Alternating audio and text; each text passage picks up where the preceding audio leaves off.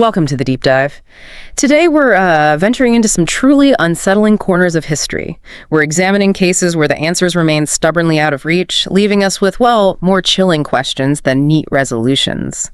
Our mission, as always, is to explore these events, unpack the bizarre facts, and sort of sift through the most compelling yet unproven theories. Prepare yourself, because the stories we're about to share will undoubtedly linger in your mind long after our conversation ends.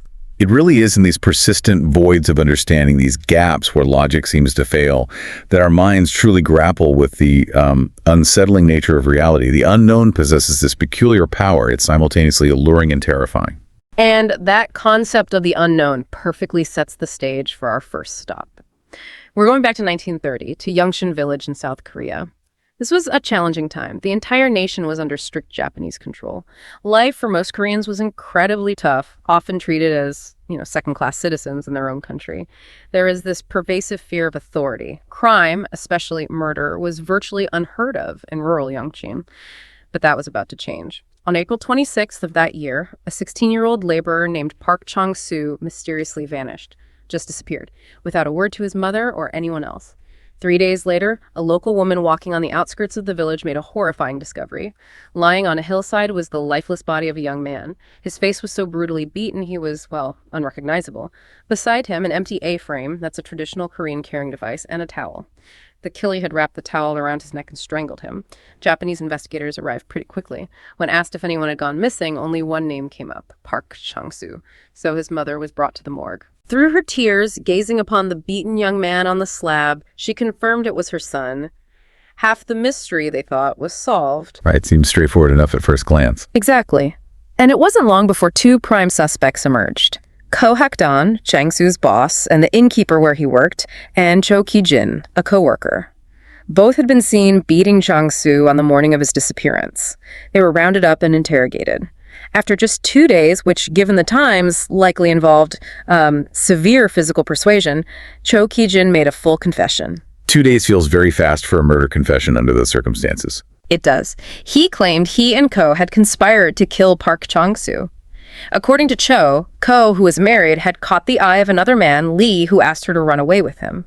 Changsu, unfortunately, overheard this scandalous piece of gossip and, instead of keeping quiet, told Ko's wealthy husband in the next village. The husband was furious, and Ko was punished. Learning Changsu was the informant, Ko decided he would pay. She recruited Cho to help. Under cover of darkness, they dragged Changsu to the hills, beat him, and then strangled him with that towel. Before a judge, Cho expressed remorse, while Ko maintained her innocence. They were sentenced Ko to 10 years, Cho to 15 years. The village breathed a sigh of relief. Case closed, or so they thought. And this really highlights how political expediency and, frankly, fear under that kind of colonial rule could just systematically override due process. You have an investigation that seems to settle things quickly, but it leads to the conviction of potentially innocent people. Or at least innocent of this specific crime. Exactly. And it obscures the truth about a real murder, all for the sake of perceived order. And you'd absolutely think that would be the end of it, wouldn't you? But 6 months later, on October 18th, something impossible happened. Park Changsu's mother heard someone at her front door. She opened it, and standing there was Park Changsu himself, alive and well. Alive, after being identified as dead. Alive. She let out a terrified shriek, convinced her son's ghost had come back, but it really was Changsu. He explained that Ko and Cho had indeed beaten him and tried to strangle him, but he had survived. Terrified they would finish the job, he fled the village, walked to another settlement, and worked as a laborer. He only returned when word reached him that Ko and Cho had been imprisoned, feeling safe enough to come home. Wow, so the body wasn't him. Not him.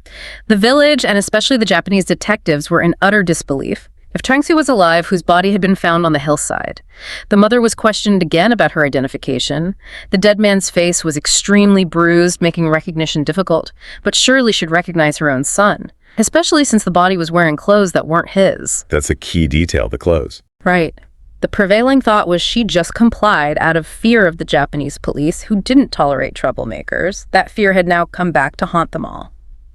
And this raises such a critical question about the reliability of confessions, especially obtained under duress. When a justice system is compromised by fear and political pressure, it just profoundly distorts the search for truth. It can lead to these tragic miscarriages of justice. Absolutely. And despite Changsu being very much alive, both Ko and Cho had been found guilty. Prosecutors, quite embarrassed you can imagine, resisted a retrial for some time, so the pair remained locked up for a crime they hadn't committed. Eventually, they were granted a retrial. Cho recanted his confession, stating it was forced. Both were released. And with Park Changsu back, life in Yangcheon Village supposedly returned to normal. Except for that one truly unsettling question. Who did the body on the hillside belong to? A question that still hangs there. To this day, nobody knows. Think about it. A village where murder was unheard of, yet Ko and Cho allegedly take Changsu to this specific remote hillside to kill him, fail. And then just 3 days later, a different murder victim is found there. The odds of that are frankly astronomically low. It feels almost impossible statistically. Which has led to a few unsettling theories. Theory 1. Park Changsu was killed that night. The man who returned 6 months later was an imposter. His mother, maybe in a state of delusional grief, supposedly accepted this person as her son. But fooling an entire village, that seems difficult. Especially his own mother long term. It does seem unlikely. Okay, theory 2 suggests a darker conspiracy. Park, Ko, and Cho were all in cahoots. The three of them joined forces to kill this unidentified young man for some unknown reason, making sure to injure his face beyond recognition. Then Park went into hiding for 6 months, while Ko and Cho took the heat, knowing Park would eventually return to clear their names. It's a complex plan. Yeah. Risky. Very. By then, any evidence would be long gone, and everyone would be too confused to point fingers. And then there's theory 3. Park Changsu, after gossiping, was paid by Ko's enraged, wealthy husband. Paid to kill Lee, the love rival, disfigure the body, and hide out with the husband for a while. In the meantime, someone else would take the fall, probably his cheating wife, Ko. But there's a problem with that one too, isn't there? There is. The autopsy suggested the victim was around 16, just like Park. Lee was a grown man. So the true answer remains this perplexing enigma, leaving us with a chilling narrative that just defies easy explanation. Okay, let's shift gears a bit. Fast forward slightly. Different continent, another deeply cryptic case. A roaring 20s. A fascinating time in the West, you know. Modernization, changing fortunes. But amidst the glitz and glamour, a mysterious death unfolded involving Alfred Lowenstein. In the late 1920s, he was the third richest man in the world. Third richest. That's staggering wealth. Colossal. This Belgian national made his fortune providing electric power facilities to developing countries, world famous for his business savvy. Today, though, he's remembered for his incredibly mysterious death. It was July 4th, 1928. Lowenstein and several employees boarded a private aircraft in Croydon, England, bound for Brussels, Belgium. 7 people total on board. Weather was clear, flying conditions good. Everything seemed normal. Until about halfway into the flight. Crossing the English Channel at 4,000 feet, Lowenstein stood up, went to use the bathroom at the rear of the plane. Now, the cabin had a separate compartment back there. As Lowenstein stepped into this back area, the bathroom door would be on his left and the plane's exit door on his right. Important layout detail. Very. 5 minutes went by, then 10, then 20. Lowenstein was taking an awfully long time. His secretary went to check. Nothing seemed out of place.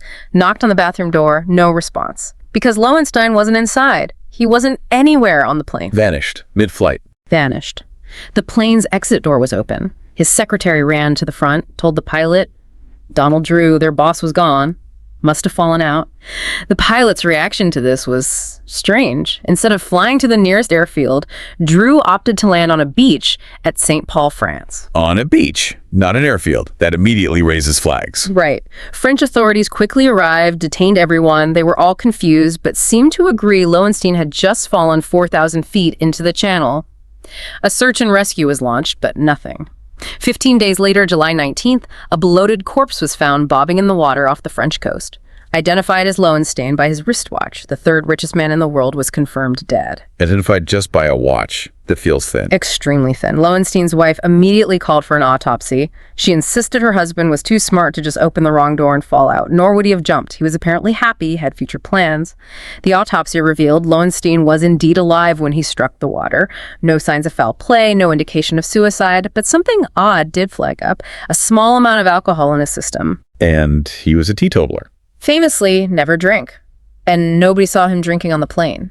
So what's unsettling here is this immediate conclusion of an accident, but it's juxtaposed with these really bizarre details like the alcohol, the pilot's strange landing. They just don't fit a straightforward narrative. Exactly. And what's truly astonishing, something that fundamentally reshapes how we think about this, emerged years later. tests on that very plane showed the exit door was virtually impossible to open mid-flight. Impossible. So the whole easy-to-open story was wrong. Completely wrong. The initial investigation was, frankly, shoddy. Very little effort put in, despite his fame and wealth. Pilot Donald Drew and the mechanic, Robert Little, both testified the door was very easy to open from the inside. Lowenstein must have mistaken it for the bathroom door, they said. Neither Drew nor Little were under oath when they said this, but it was enough. Case closed, ruled accidental. Unbelievable negligence, or maybe something else. But those later tests proved them false. Even when a strong guy from the British Air Ministry threw his full weight against the door at 1,000 feet, the door only opened about 6 inches before being slammed shut by the slipstream, threw him back inside. So it couldn't have been accidental. And suicide seems equally impossible if you can't open the door. Precisely. It would have been impossible for Lowenstein or anyone to open that door either accidentally or intentionally. So with those two possibilities ruled out, that leaves us with foul play. Murder. Which seems far more plausible given the circumstances. In the decades since, the murder theory has become much more accepted. Several potential suspects have emerged. First, Drew and Little, the pilot and mechanic. They lied in their testimonies, which is suspicious. Some speculate they were paid off. Drew, especially, seems to have come into a hefty sum of money after the accident, lived a short but very opulent life. Sudden wealth after a mysterious death is always a red flag. One author suggests they might have rigged the door, replaced the exit door with a dummy that could be opened mid-flight, kept the real one in luggage. After Lowenstein went back, maybe one of them opened the rigged door, it flew off, they pushed Lowenstein out. Then Drew lands on the beach, no witnesses, so they can fit the real door back on. That's elaborate, but it explains the beach landing and the impossible door. But if they were paid, who paid them? Lowenstein had enemies. There was Henry Dreyfus, a business rival Lowenstein was suing. Dreyfus stood to lose everything. Motive. Then Alfred Pam and Frederick Sarvasi, his business partners. Their company made a fortune from large life insurance policies taken out on Lowenstein shortly before he died. Financial gain. Another classic motive. There's also Arnold Rothstein, the American crime boss. Allegedly, Lowenstein had shady deals with him that might have gone sour. The underworld connection. And finally, Lowenstein's wife, Madeline. She gained complete control over his massive fortune. And strangely, she didn't attend his funeral. That is odd. Lack of attendance at a spouse's funeral. And then there's one more chilling theory. What if Alfred Lowenstein faked his own death? Faked it. With his profile. Think about it. The body was badly decomposed, identified only by the watch. The alcohol in the system, when he didn't drink, suggests maybe it wasn't him. Plus, the body was buried in an unmarked grave. An unmarked grave for the third richest man in the world. Exactly. Could Lowenstein have paid off the coroner, investigators, his employees to disappear? Some researchers claim financial irregularities in his business meant he needed to vanish. Before TV, his name was known, but maybe not his face universally. He could have started fresh, somewhere new, with more money than he could ever spend. Lowenstein's case is just a chilling testament, isn't it? How immense wealth and influence can create this impenetrable fog around even a seemingly straightforward death. It bends investigations, public perception, serves hidden agendas maybe, leaves this tangled web of intrigue. It really does. Okay. For our final deep dive, we're heading to one of the most desolate, mysterious, and frankly dangerous places on Earth. Antarctica. Population of only a few thousand in summer, maybe 1,000 in winter. You might be surprised it has its share of crime. The isolation must be intense. Intense. Isolation, boredom, the cold, booze.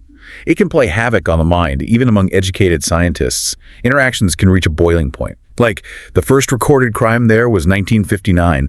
2 Russians at Vostok Station got into a fight over chess. Chess. And somehow an ice axe got involved. Okay, that escalates quickly. Right. But the case we're focusing on is more recent. Year 2000, Amundsen Scott South Pole Research Station. Hugely remote. Yeah. About 50 workers, mostly scientists. One was Rodney David Marks, an Australian astrophysicist.